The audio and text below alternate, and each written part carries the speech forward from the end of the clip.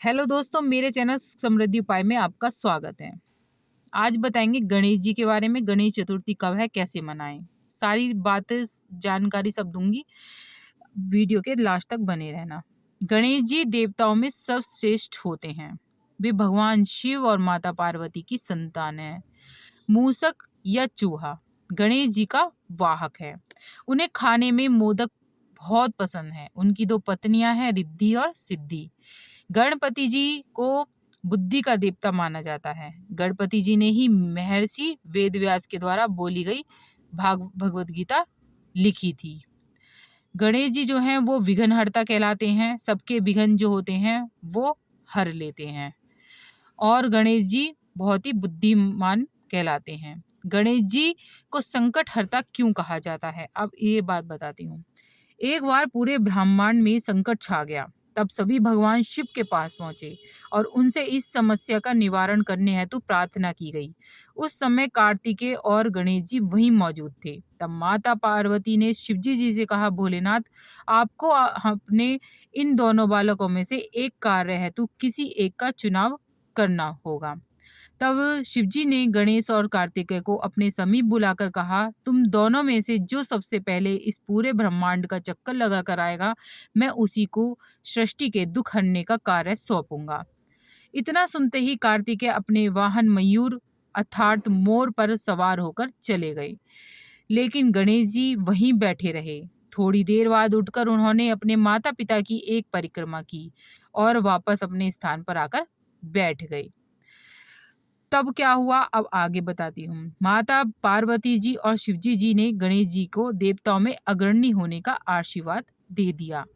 इसके साथ ही किसी भी तरह की पूजा में सर्वाध्यक्ष घोषित करके उन्हें पूजा का वरदान भी दे दिया कि कहा कि आपकी पूजा सबसे पहले ही की जाएगी।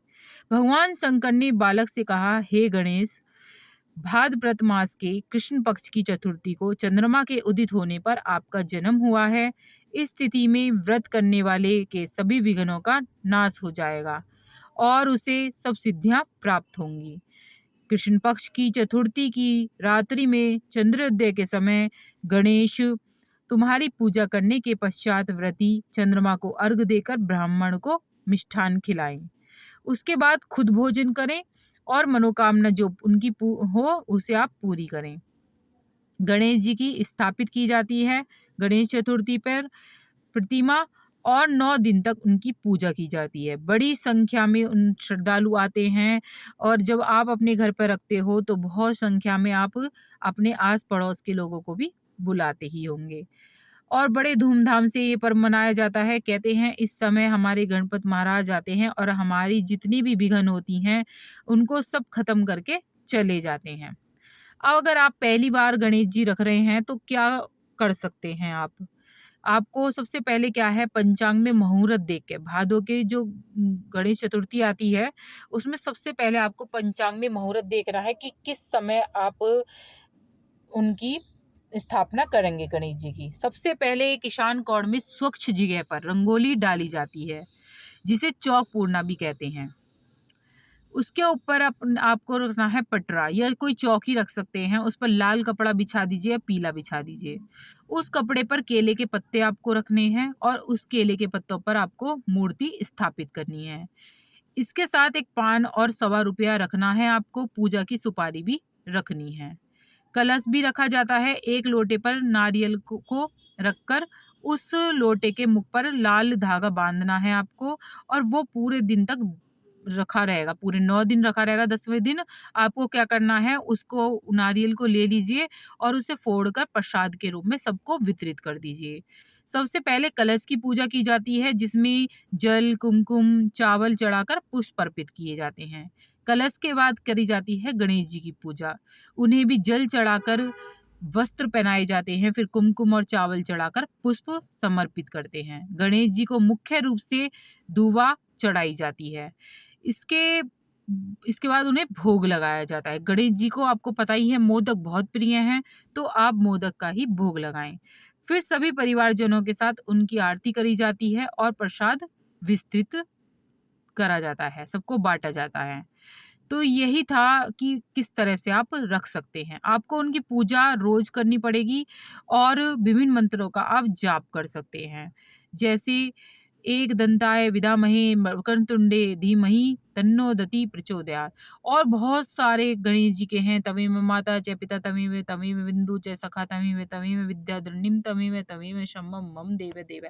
कहते हैं कि जिस घर में गणेश जी आ जाते हैं उसके घर के सारे संकट खत्म हो जाते हैं। कहते हैं कि जितने भी संकट होते हैं, जितनी भी परेशानियां होती हैं, वो विघ्न हरता, इनका नाम विघ्न हरता क्यों पड़ा? क्योंकि ये सबके विघ्न हर लेते हैं। तो ये 9 दिन के लिए आते हैं, अपने माँ-बाप से दूर होते हैं, आप धरती पर आते हैं, विराजमान होते हैं, हमसे मिलने आते हैं, तो हमारा कर्तव्य होता है इनका आदर करना और इनका अच्छी तरह से स्वागत करना। और अपनी जितनी भी आपकी मनोकामना है, जब भी आप रखें, इन्हें सारी मनोकामना इनके सामने रखें और अपनी सारी बातें इनसे कहें, क्योंकि ये आपके घर 9 दिन मेहमान के तौर पर आए हैं और आप इन्हें अपनी सारी बातें बताएँ, सारी जितनी भी आपकी इच्छा है, परेशानियाँ हैं, सब इनको समर्पित कर दें। सब कहते हैं ना, गणेश जी विघ्नहर्ता हैं, आपके सारे दुःख हर लेंगे। और गणेश जी की स्थापना ज़रूर करनी चाहिए। कहा जाता है जिस घर में गणेश जी की मूर्ति होती है वहाँ कहीं भी विपत्ति नहीं आती है। तो गणेश जी की मूर्ति हमेशा सभी घर में होनी चाहिए। अगर आपको कमेंट में कुछ पूछना है तो आप पूछ सकते हैं। आप जब भी गणेश जी रखें, सुबह शाम दोनों टाइम आपको आरती करनी है।